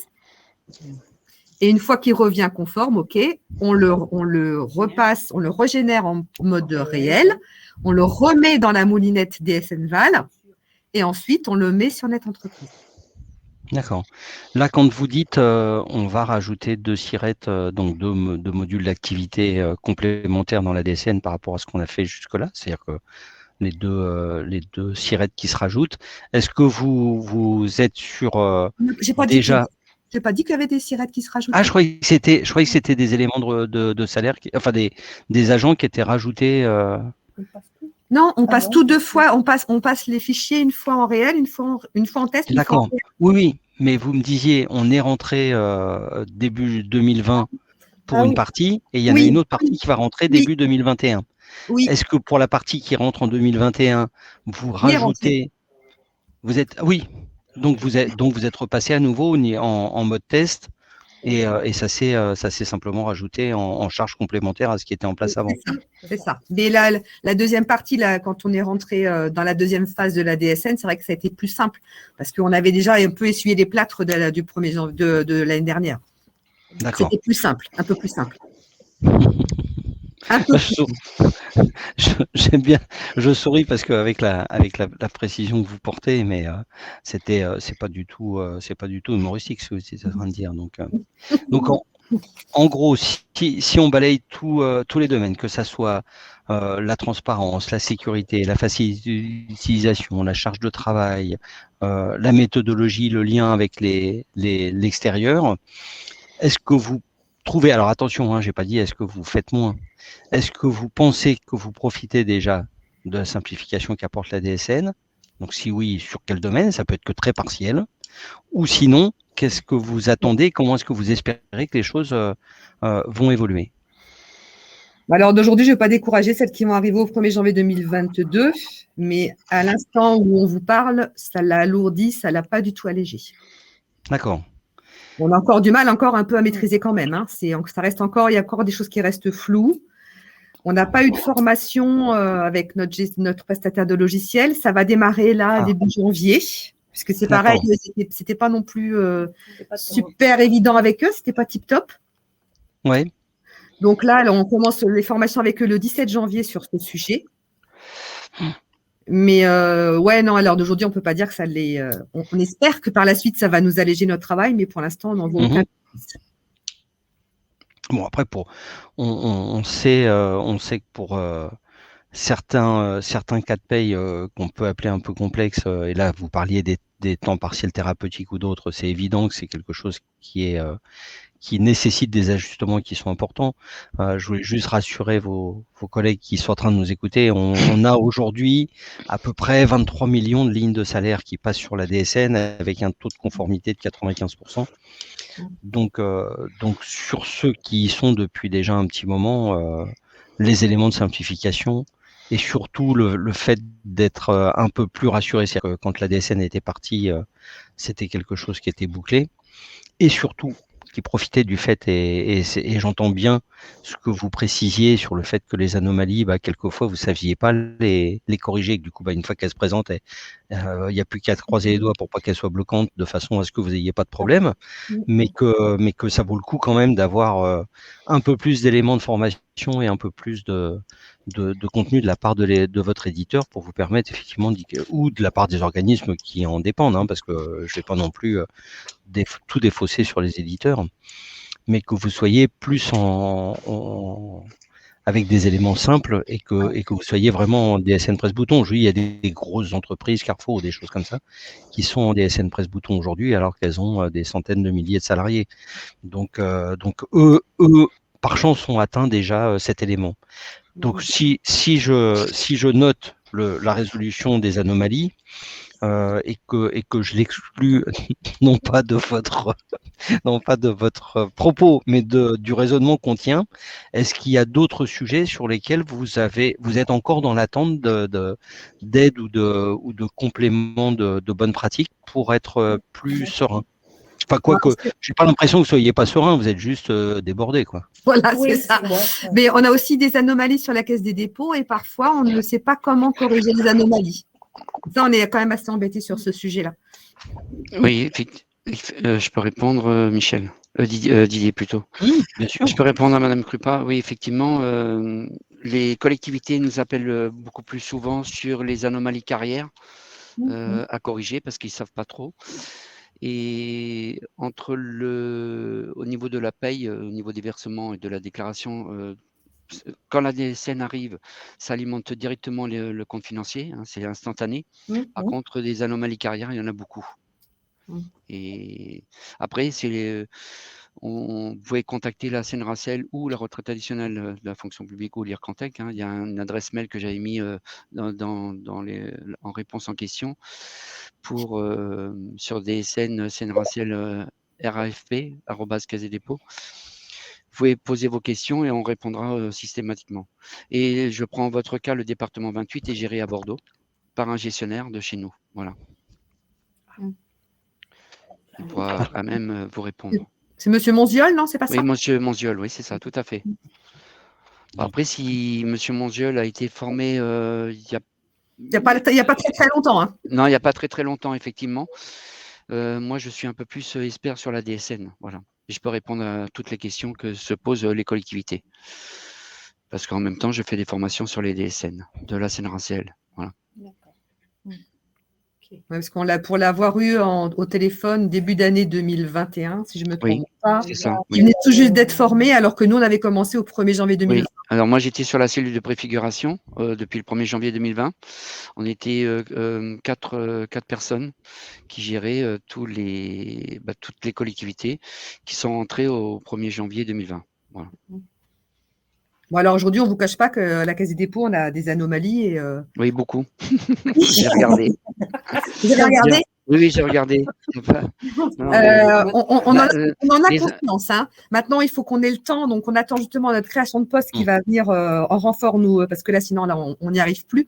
Mais on sait qu'on a des anomalies en espérant qu'on sache toutes les corriger. Oui. C'est là aussi notre problème. C'est sûr, oui. Oui, alors on a le directeur général du GIP qui disait au début de la DSN, de son installation, il nous disait le risque qu'on a, c'est que la DSN, ça va éclairer la poussière sous le tapis. C'est-à-dire que là, aujourd'hui, ça fait remonter de façon nominative et de façon contemporaine tout ce qu'on pouvait auparavant dire on va le traiter plus tard, on va le mettre en place plus tard. Par rapport à votre expérience et justement que ça soit en termes d'accompagnement ou autre, est-ce que vous pourriez dire qu'il y a des sujets sur lesquels vous avez été surprise par la complexité? Alors, je dis pas, par exemple, que les anomalies carrières ou autres, c'est pas quelque chose, comme c'est quelque chose généralement de récurrent dans les structures un peu complexes, c'est quelque chose de récurrent, donc on peut s'attendre effectivement à ce que ça pose des problèmes, mais est-ce qu'il y a eu des sujets sur lesquels vous avez été surprise et sur lesquels vous vous dites, si j'avais su avant, j'aurais plutôt calé ça mieux ou dans d'autres conditions? Ou est-ce que vraiment vous êtes vraiment fait surprendre par justement, alors pas seulement le taux d'anomalie, mais la problématique du paramétrage. Là, c'est dans un but d'aider les nouveaux. Est-ce que c'est par exemple si vous aviez pris le temps de mieux certifier les NIR, si vous aviez pris le temps de remonter certaines codifications pour les complémentaires, est-ce que c'est des domaines sur lesquels il y a des choses que vous auriez pu anticiper au regard de votre expérience qui vous aurait permis d'être plus appréhender ouais. C'est vrai qu'on n'avait peut-être pas forcément conscience de l'impact que ça pouvait avoir avant d'y être. Hein, comme disait ma collègue, c'est vrai que on n'arrivait pas à l'imaginer. On n'avait pas conscience de l'ampleur que ça avait. Et d'ailleurs, quand on a en 1er janvier de mémoire en 2020, notre prestataire de logiciel nous avait proposé de tout arrêter. Avant le 31 janvier, il nous avait dit, il y a des collectivités, enfin des États, des agglos qui ont arrêté le processus avant le 31 janvier. Est-ce que vous voulez vous arrêter? Et on a préféré dire non. Mais il y en a plein qui ont arrêté juste avant le premier envoi du mois de janvier. Et nous, par contre, on a dit, on est dedans, tant qu'on est dedans, on en avait jusque-là, mais on était dedans et on a dit, on y reste parce que sinon, on s'en sortira jamais. Mais c'est lourd. Quel est votre éditeur, Madame Krupa? Cyril. Cyril, oui, d'accord, excusez-moi. Mais c'est vrai que quand on les interroge, ils précisent bien que la DSN, à l'origine, c'est fait pour le privé et que la fonction publique, il fallait qu'elle rentre dans le tuyau. Donc, peu importe de la manière qu'elle rentre, mais il fallait que ça rentre dans le tuyau et que des fois, ils n'étaient pas aptes, vous m'arrêtez des filles si je me trompe, ils n'étaient pas aptes à répondre à nos questions. Il fallait directement qu'on interroge Net Entreprise. Donc là-dessus, ils n'ont pas été tip-top. Et ils ne sont pas encore au point. Ils sont loin d'être au point, je pense. Malheureusement. D'accord. Et donc, dernière question, et vous étiez en train d'y répondre partiellement, est-ce que, en dehors donc de l'éditeur, mais là la question va se poser pour d'autres, ceux qui auraient le même ou d'autres éditeurs, est-ce que vous avez eu des angoisses à un moment de vous retrouver, alors pas toute seule, puisque là vous êtes déjà 6, donc à 6 on est plus fort que tout seul, mais est-ce que vous avez pas eu l'impression d'être un peu abandonné sur le bord de la route ou alors est-ce que vous avez eu la possibilité de joindre assez simplement les organismes pour lesquels il y avait des questions particulières qui pouvaient se poser de façon à vous aider à paramétrer? Ça a été super compliqué, notamment avec l'URSSAF, moi je dirais quand même. Hein. Parce que l'URSSAF, pour je me souviens en début d'année 2021, pour faire des rappels, on appelait un jour, il nous disait de faire blanc, et on appelait le lendemain, il nous disait de faire noir. Donc, nous, on est au milieu de tout ça, et je peux vous dire qu'on ne s'est pas trop amusé quand même. D'accord. Et ça a été assez compliqué. Et pendant plusieurs mois, du coup, on a traîné l'anomalie, parce qu'à chaque fois, on nous disait de faire autrement. Et l'anomalie, du coup, elle creusait l'écart qu'on pouvait avoir entre le montant qu'on versait et la déclaration, jusqu'à ce qu'on tombe, je ne sais pas, je suppose sur une bonne personne. Et après avoir fait plusieurs essais, on a trouvé la solution. D'accord. Il y a des anomalies qui ont traîné qui ont traîné même sur l'année d'après, parce qu'on a eu un patch, Cyril, qui nous a mis à jour quelque chose. En fait, il y avait des informations qui n'étaient pas demandées en début d'année via la DSN et qui se sont ajoutées au cours de l'année 2020, donc je ne me trompe pas. Donc, il y a eu un petit outil du logiciel qui nous a permis de réalimenter les informations qui n'avaient pas été transmises en début d'année pour certains agents. Et ces outils, ils ont été source aussi d'anomalies supplémentaires, Aussi. de double envoi pour certains agents qu'on a dû corriger à la suite. Donc, retrouver les agents concernés tout seuls et puis corriger les envois envoyés en doublon. Donc, oui, des moments sympathiques aussi à ce niveau-là. Je pense que pour ceux qui ont le logiciel Cyril, ceux qui ont commencé au 1er janvier 2020 ont essuyé le plus gros D'accord. des ennuis, je pense. Pour ceux qui arrivent en 2022, un peu moins de crainte, ils ont un peu plus d'espérience, ils ont un peu plus de bouteilles quand même. D'accord. Et puis au pire, ils peuvent vous appeler maintenant qu'ils ont votre nom. Et, Faut pas non plus qu'ils appellent tous les jours. On va s'en sortir, mais faut pas non plus trop abuser, mais Non, excusez-moi. Non, par contre, chose qui était à peu près importante aussi, est-ce que, alors pas au niveau de l'impression, mais est-ce que vous avez, en dehors du premier mois où il y a toujours ce stress qui peut se mettre en place, est-ce que vous avez eu la sensation qu'à un moment ou un autre, les éléments de paye pouvaient être mis en danger par ce changement ou pas? Ben oui, parce que des fois, on avait des anomalies qu'on ne savait pas trop corriger. On ne savait pas si on pouvait lancer nos mandats tant que notre DSN n'était pas correct. D'accord. Donc, le mois de février 2021, les agents ont été payés le 1er mars. D'accord. Donc, ça a été très embêtant. Oui, bah, j'imagine, oui. Mm. Non, mais c'est... Donc oui, maintenant on a un peu, maintenant on sait, on pose la question à notre prestataire de logiciel à chaque fois qu'on a une question sur la DSN qui nous bloque, savoir si oui ou non on peut lancer nos payes. On a un peu plus d'assurance maintenant, mais bon, on n'est pas, des fois on n'est pas trop. Bien sûr. Non, mais de toute façon, la certitude qu'il y a, c'est et ça c'est plus un conseil que je donne aux collectivités de taille moins respectable, voire même plus petite, c'est qu'il y a des interlocuteurs comme par exemple les centres de gestion qu'il faut pas hésiter à interpeller aussi, parce que le fait de rendre nominatif et contemporain les données de la paye, ça piège intellectuellement en se disant finalement la correction le mois prochain, est-ce que ça va être quelque chose de jouable? Est-ce que ça va pas être quelque chose qui rajoute? Alors qu'en réalité, là, quand vous dites les anomalies, finalement, si elles sont corrigées le mois d'après, elles sont corrigées par un bloc changement ou un bloc correction, et c'est quelque chose qui est jouable. Et dans la tête du gestionnaire de paye ou du responsable RH ou du responsable comptable qui doit assurer les revenus des agents, j'imagine que c'est effectivement quelque chose qui est légèrement conflictuel.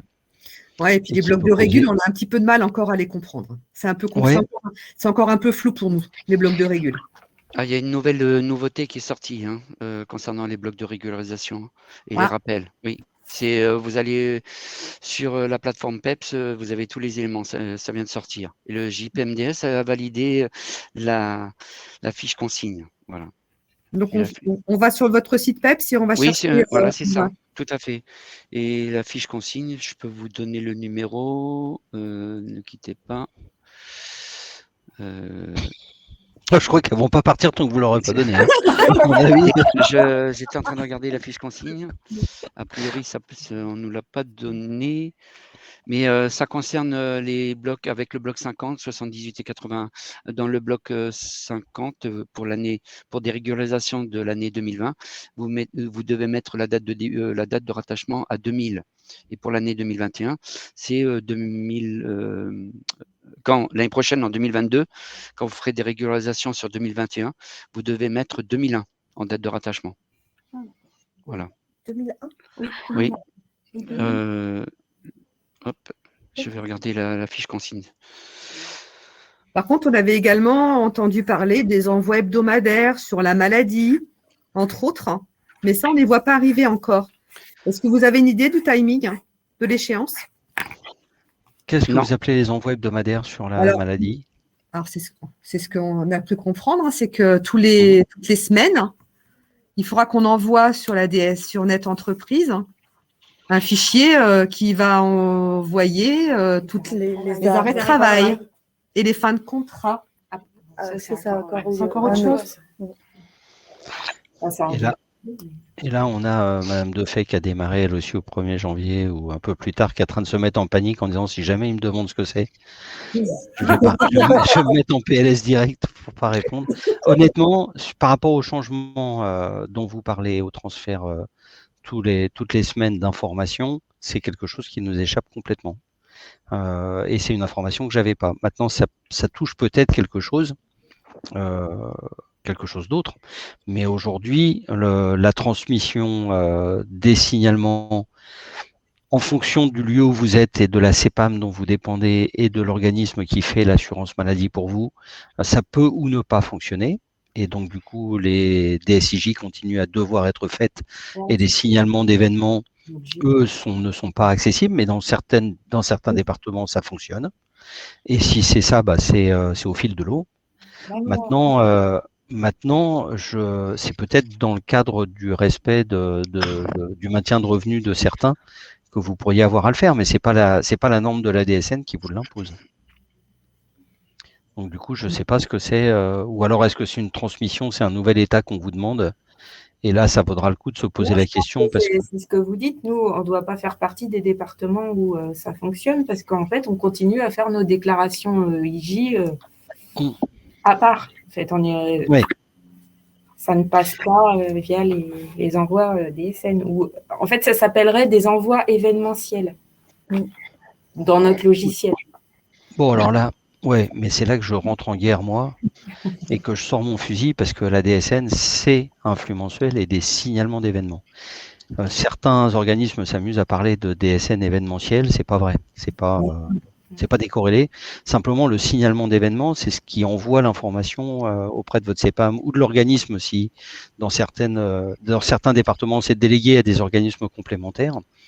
Donc, c'est ça qui peut faire la différence sur le plan national, et c'est pour ça qu'on dit que les signalements d'événements ne sont pas attendus avant janvier 2023.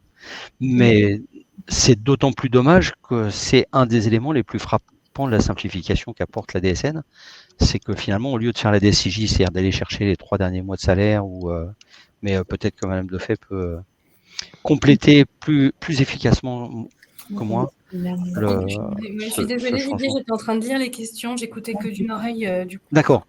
Non, mais comme j'ai vu le micro ouvert, j'ai cru que vous vouliez répondre. Ah oui, non, pardon, non, mais il n'y a pas de souci. Parce que finalement, les signalements d'événements que vous aurez à faire en arrêt maladie, ça va être le NIR de la personne, son nom, la date de l'arrêt, la date prévisible de fin, et éventuellement, s'il y a subrogation, la date de fin de subrogation, et c'est tout.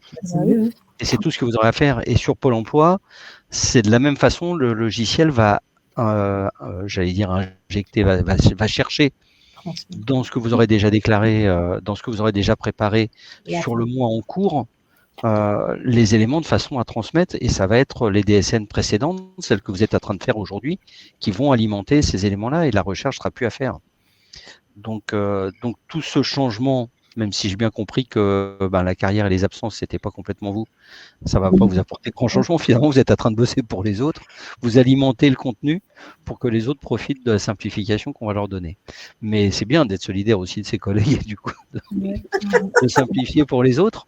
Mais dans certains départements, là où c'est apporté, c'est une grande avancée, et par rapport aux URSSAF, la suppression des tableaux récapitulatifs et le fait d'être entre guillemets en contrôle continu, ça lisse aussi beaucoup entre guillemets les risques d'erreur et les possibilités d'erreur, puisque c'est finalement vous êtes en alerte, ou l'URSSAF revient en alerte tout de suite dès qu'il y a un sujet, et le fait de recouvrer pour de plus en plus d'organismes, ça permet aussi de centraliser le lien et donc de simplifier grandement, même si vous êtes encore en plein dans la période, j'ai bien compris, quasiment de préparation, de collecte d'informations, de correction des anomalies. Et du coup, pour clore, avant que, sauf si Monsieur Simon a retrouvé le... Non, je ne retrouve pas, mais ça a été envoyé aux employeurs dans les documents, dans la thématique sur la plateforme PEPS.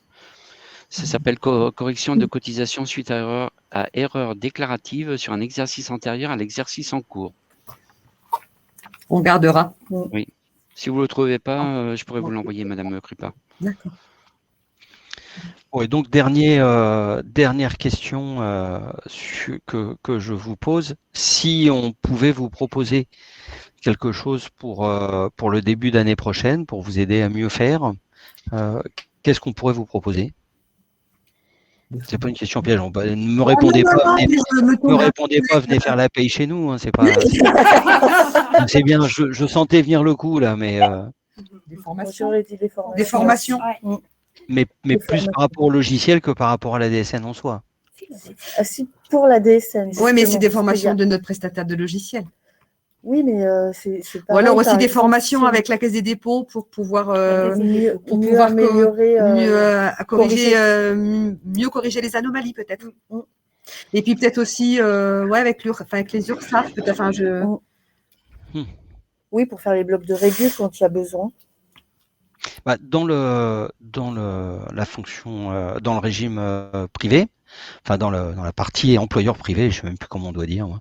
Dans la partie employeur privé, on avait fait un top 10 des anomalies ou des points chauds.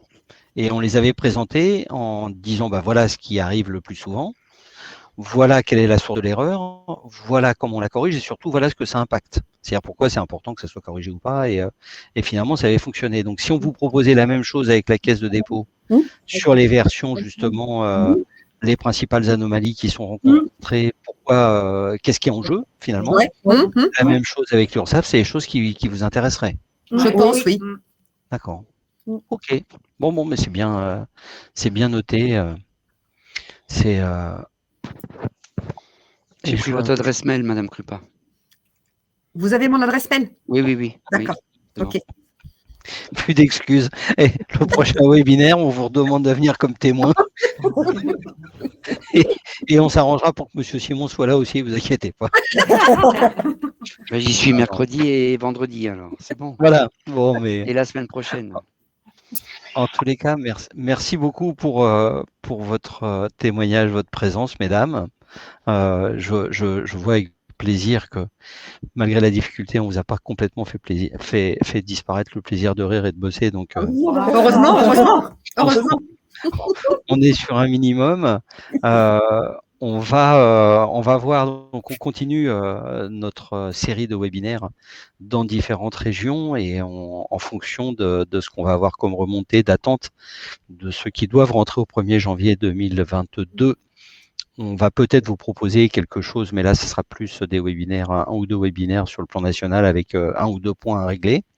Et puis pour Madame Krupa et toutes ces collaboratrices de la région Centre et de Chartres, on va voir comment est-ce qu'on peut formaliser quelque chose qui pourrait vous permettre de continuer à vous simplifier la vie et surtout à rendre la promesse qu'on vous a faite, non pas de faire moins, mais de faire autrement et du coup de faire mieux et un peu plus sereinement, complètement palpable de votre côté aussi, comme c'est le cas pour d'autres, et qu'on puisse faire avancer les cas particuliers.